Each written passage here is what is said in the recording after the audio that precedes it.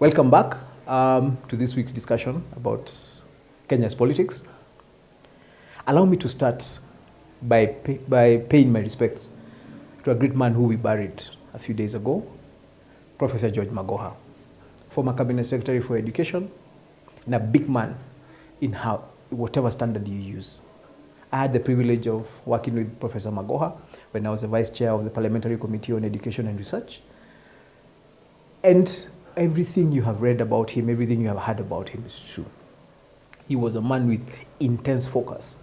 He knew what he wanted, he went for it. Everybody has a story about Magoha. My story comes from me as a politician.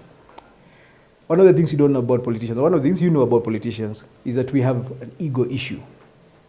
So every time Magoha would come into Nyeri, and I would hear he was in Nyeri, and you know he used to do that a lot. He'd go to a lot of parts of the country to look at schools. And basically he just used to say he used to do it, he used to sneak into places so that he could catch people unawares. Every time he did it in Nyeri, and I would hear about it, I would get a bit upset. Not because I didn't want him to come to Nyeri, but because I kept thinking, I'm a government member of parliament. Why aren't you telling me so that we can come with you? So one day I actually called him up, told him, CS, why are you going into Nyeri without telling me? I thought you'd get offended. His response was very, very sincere. He asked me, Mheshimiwa, why would you want me to tell you when I'm going to Nyeri? I told him, because I'm a government member of parliament and I want to be there with you. I want to accompany you. I want people to see us working together so that they can know I'm working with government. He laughed. He told me, I don't understand you politicians. I told him that is the truth. I want to be there with you because I am supporting government and I want you to also be able to come and support me on the ground. He apologized and he promised that he would always tell me when he's coming to Nyeri. And he never broke that promise. Every time he came to Nyeri after that, he would give me a heads up and I would accompany him, and we did a lot of stuff with him in Nyeri in regards to education. I want to pass my condolences to Dr. Barbara Magoha, Dr. Michael Magoha, the family, extended family, and those people who are friends and family of his. May God rest his soul in eternal peace. They broke the mold, but he did his part, and we hope that everybody else who comes after him is going to do half, if at least half, of what that man did, with the intensity and the focus and dedication and commitment that he brought to his work. Let's now move into politics. This week, we saw members of parliament from ODM in State House. We saw members of parliament from Jubilee in State House. Jubilee is imploding. As a member of Jubilee, I am actually not sure where our party is going at this moment in time. On one hand, we have Kioni with the Sufurias insisting he's in Azimio to stay, and he's not going anywhere. On the other hand, we have half the members of parliament, because there are 15 members of parliament who are in Naivasha, out of 30-something, insisting they want to leave Azimio and they want to work with Kenya Kwanza. Then we have another 16 members of parliament under Shurie, who is the chairman of the parliamentary group, who are not saying anything.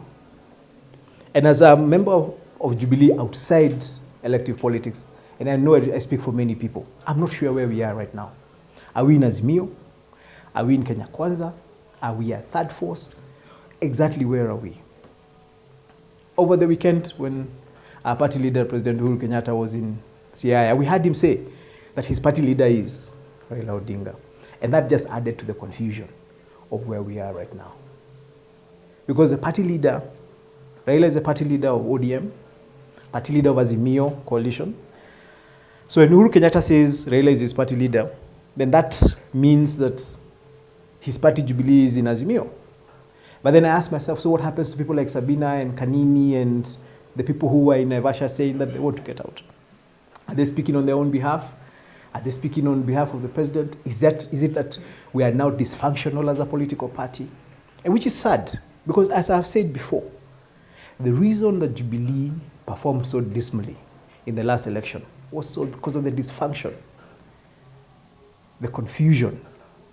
And to some extent, when we used to be accused of Kiburi and Madharau by members of UDA and Kenya Kwanza, there was a lot of that. There were people within the party who were not listening to other people.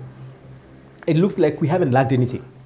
despite losing such a considerable number of members of parliament. Right now, we are the third largest, I think, group within the Azimio side, but we actually are like a third of the size that we were in the 12th parliament.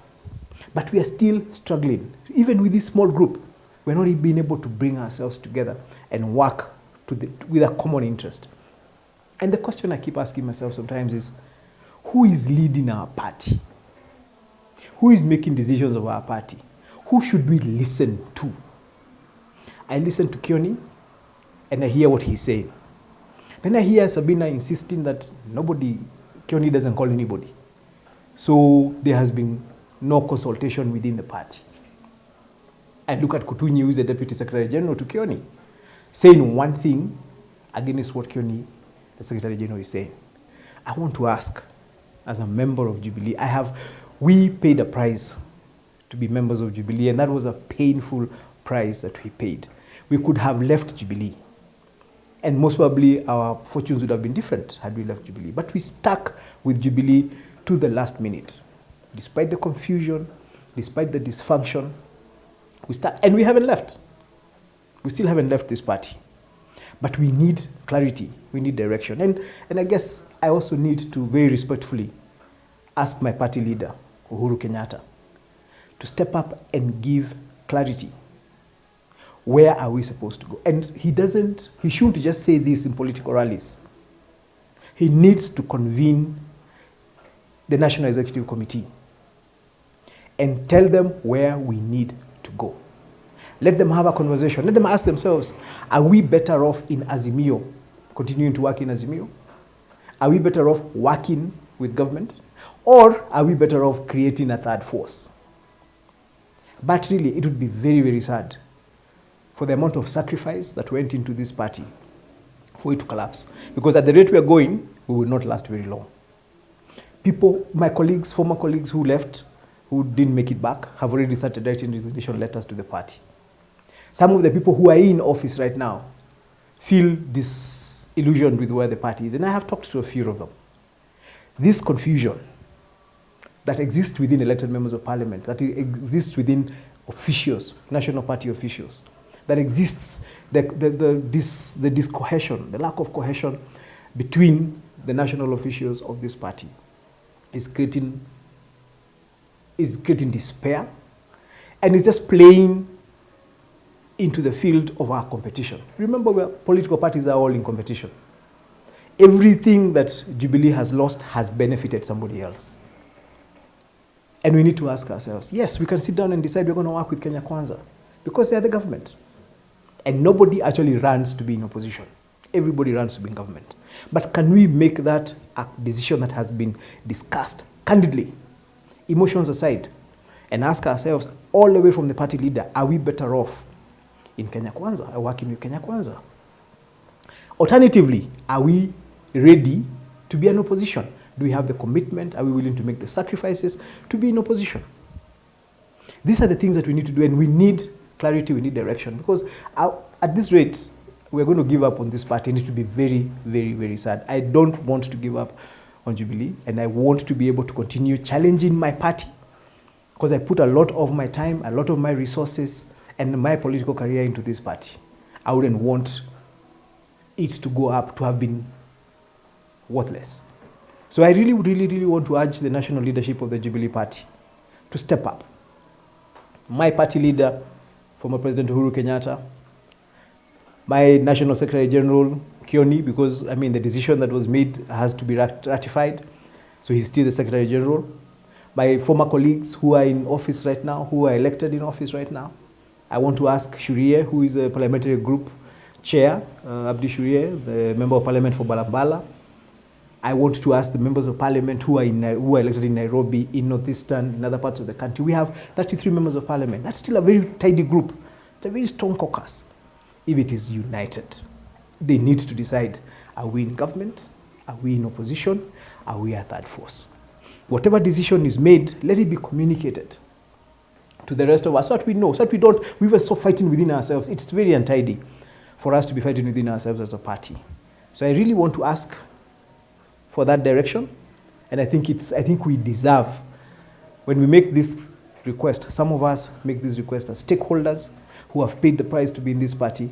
And when we ask this, we are asking and we are looking for answers. Meanwhile, we continue inviting you to Ruare. Please come whenever you have time, whenever you're in Nyeri. We have really good nyama choma. We have good pilau. We have good chai and mandazi. Continue supporting our business, and we're very grateful. For those supporting our business, those supporting our channel, please remember to subscribe. Let's keep having this conversation. Let's keep having candid conversations. And please, as you read and as you comment, let me know also anything that you think that I haven't spoken about, or that you think that I should speak about. Please put it in our comment section and we'll follow it up in the next video. Thank you very much. God bless you.